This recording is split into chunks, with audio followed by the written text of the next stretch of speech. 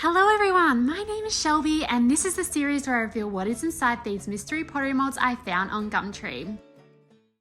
Hello and welcome to part 44. This one looks like it's light, but it's actually really heavy. So pouring this one up, I'm a bit nervous to lift it up with the clay in full volume. One of the sides, so one of the circle parts was so big, I needed the bucket to just fill it straight up. It had a huge volume. I'd actually filmed it before this shot and I had to reshoot it because it was just me running around trying to grab another jug to fill it up with. I then tipped it out, which was really heavy as well. I don't have much upper body strength, but they're actually deceivingly heavy, some of these molds. They look like they're light, like a styrofoam box, but it's just, they're not. They're really heavy. So they've been setting for a while. I flip it over, take the rubber band off, and open it to reveal this gorgeous jar. Now, I don't know whether to call it a cookie jar or whether to call it a honey pot because it looks exactly like Winnie the Pooh's honey pot. And the only thing that makes it not sort of Winnie the Pooh is that the bear is a different branding bear. And I feel like that's because maybe they made this mold in inspiration of Winnie the Pooh and they couldn't use the actual character of Winnie the Pooh for copyright reasons or whatever that might be. But it definitely has a Winnie the Pooh feel. So I start by trimming back the pouring spout off the pieces, and I do that on the large pot and the lid for the pot, and then I check to see whether it fits. So this one didn't fit, so I had to go back in with my little cutting knife and trim away the inner rim of the jar.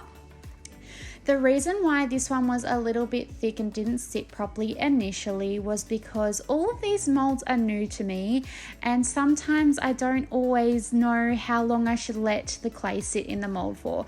So the longer you let the clay sit in the mold for, the thicker the shell becomes before you tip out the excess. So as I was letting these dry out, I sponged them down as you just saw, but I sort of poured these pieces, then just put them on my bench, was like, oh, I'll just let them dry out and I'll come back to them. When I went to paint them, they were bone dry, so this is bone dry clay, and I was looking at my reference photos for Winnie the Pooh because I wanted to recreate it. And I noticed that the shape of this teddy bear is just not a likeliness of Winnie the Pooh. Like, it's a teddy bear, but Winnie the Pooh has like it's almost like they have a smaller head to their body and their ears are really tiny. But because this had dried out so much, I tried to carve away by damping the area with a sponge and smoothing it all out, but I just couldn't carve enough away. And I didn't have enough time this week to get another two poured so that I could do the design that I wanted to do and have them dry in time. And so this is where it's a little bit tricky sometimes when you're doing weekly videos, is you're relying on a medium that needs to dry, unpredictable weather, and but we're just going to roll with this design now. I have at least carved off the face structure so that I can at least not place the eyes where it was going to place the eyes, and at least do the Winnie the Pooh nose, that sort of triangular little nose that Winnie the Pooh has, rather than the one that was featured in this mold design. I would like to go back and do this mold again and just like do it however and not take the inspiration from Winnie the Pooh, but I felt like I couldn't not do Winnie the Pooh given this is the exact same shape as Winnie the Pooh's honey jar. So the other thing, because of it drying out, is I didn't think about looking up a reference photo before I let it dry and realized that, of course, Winnie the Pooh has that little like honey, like what would you call it, like a label, like it's a label on there. And if I was doing this mold again, what I would do is roll out a little bit of clay, cut a square, and then attach it to the front so it is a raised look. But because I let this dry out, you can't attach clay to dried out clay. Like, you can, but it just cracks and it's just a nightmare, and you're just going to wreck the piece if you're doing that. I've tried so many times to boycott that process of it drying out, but it just never works. So I decided to adapt to what I had, and again wet the clay, marked out with my little ballpoint stylus the little rectangle I wanted for the little label, and then I carved away a bit of the area so that it has this like facade of a raised label. So it's really just a fake, it's a fraud, but it worked. So I have done that, and then I marked out the spelling for honey. Now this is not the normal spelling for honey. I feel like people on the internet are going to be like, you spelled honey wrong, but this is how Winnie the Pooh spells honey, so I have to do it. But I'll show you a reference photo here so that you understand my reference. But yeah, Hunny. So with that little honey plaque, the word's plaque, not label, that's why I was trying to get it. It was on the tip of my tongue and I just thought of it. The plaque, I watered down some brown underglaze and like sort of washed it over because I want it to be, a really washy look. I don't want it to be really opaque. And then I went over the honey that I grey lead sketched out with a black fine liner brush. The reason why I did it sort of wonky is because I wanted to give it this sort of like handwritten Winnie the Pooh illustrative look. I didn't want it to be perfect because I feel like it sort of takes away from that sort of rustic look that the Winnie the Pooh character style has. So looking at the reference photo of Winnie the Pooh, the nose is quite pronounced out, and the Winnie the Pooh almost has like a forehead that sort of comes out a little bit, and then a really round belly with longer arms.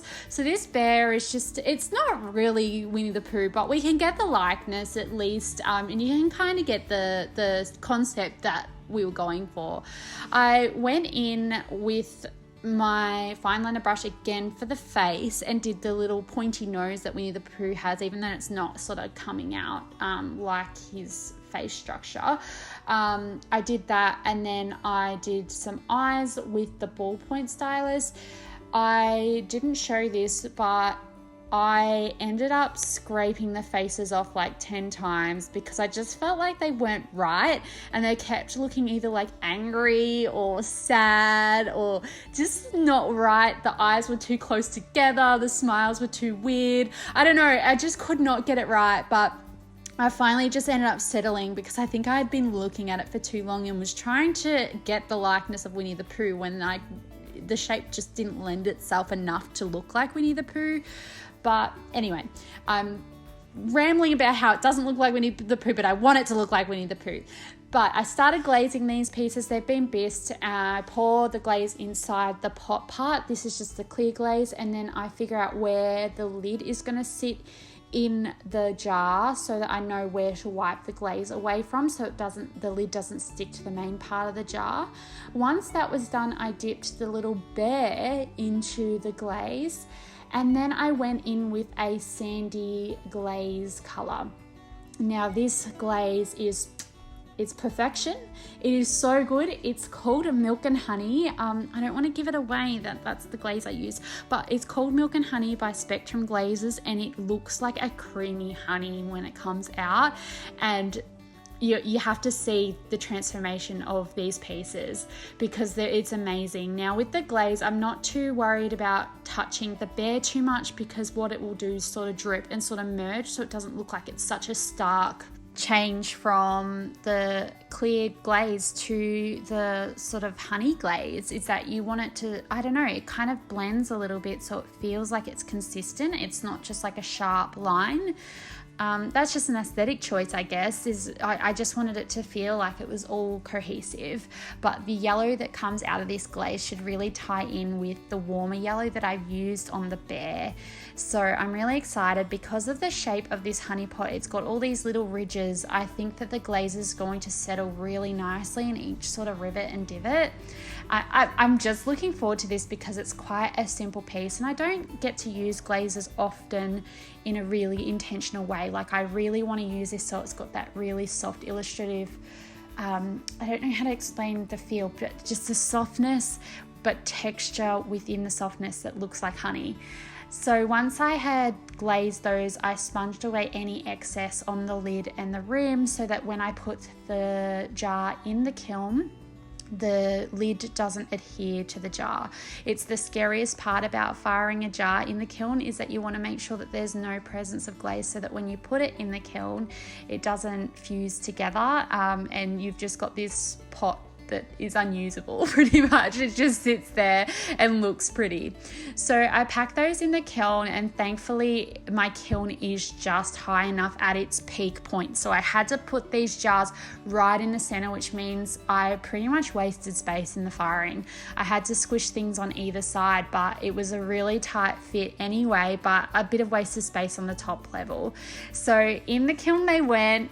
They are ready to open to reveal that milk and honey glaze, and it is so gorgeous, such a creamy texture already, and I'm loving the softness of it. Let's unpack this baby and see the full results in their true beauty. I was so fortunate that when I unpacked the kiln, we had this beautiful warm sunlight that really showed off the highlights of this glaze. Sometimes when it's a bit overcast, it's really hard to see all those beautiful details on camera, but this looks incredible.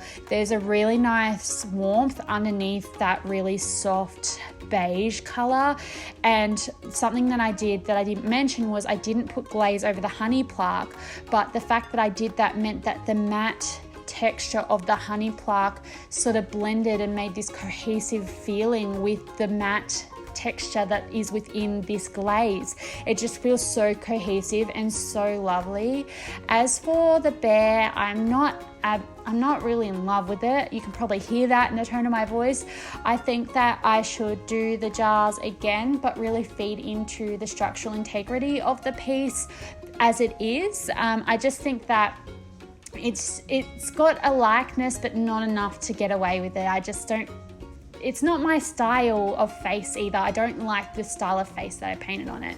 So the next step is to check whether the lids come off, which is always the most nerve-wracking. And last time I did these lids, a lidded piece, one of you suggested in the comments, I'm sorry, I don't know your name, sorry, I've forgotten, but you suggested to do a wooden rolling pin and tap the rim gently and it will eventually come off. And I noticed straight away as soon as I started tapping that I could see the lid and the bottom of the jar sort of separating, which I'll show you in close up on the second one. But I just gently tapped that away and then it sort of changed sound and it literally just popped off. Have a listen.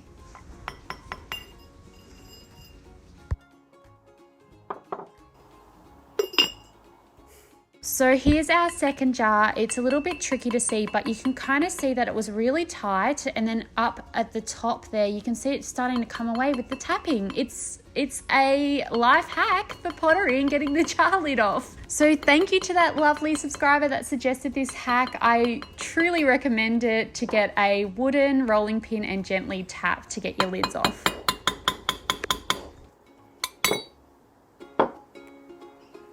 That noise was so satisfying watching it back because you can just hear the change in the sound. It's so good. Anyway, let's get back to the reveal. There's one more thing I wanted to check out first and to see if the lids are interchangeable, but unfortunately one of them wasn't interchangeable. So the reason for that is because the jar had a larger rim, and like I said at the start, I had to trim away one of the rims because I poured it too thick, and when I poured it again I knew not to pour it as thick, but at least the lid that goes with it fits on there perfectly. Anyway, what did you think of this week's reveal? Do you like it? Do you not like it? Let me know in the comments. Don't forget to follow along for the journey, do your thing, engage with this post. But thank you so much for watching, and here's your sneak peek for next week's reveal.